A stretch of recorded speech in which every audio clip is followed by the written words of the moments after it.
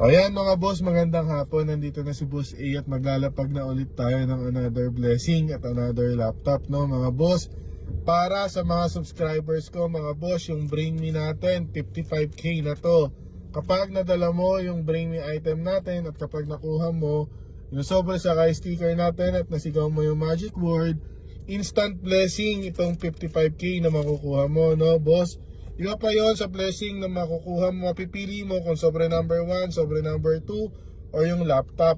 Ngayon kapag hindi ka naman nakasubscribe, no boss, hindi mo lang makukuha tong 55k. Pero papipiliin naman kita kung sobre number 1, sobre number 2, or laptop kapag nasigaw mo yung magic word at ikaw yung unang nakakuha ng Sobrang Sakay sticker natin. Sundan nyo ako sa video mga boss kung nasaan ako. O yan mga boss, nandito na lang tayo sa lugar na to, no? Nakaparada lang tayo dito. Alam ko naman na alam nyo to kung nagre-request kayo, kung isa kayo sa nagre-request na itong lugar na to, no mga boss.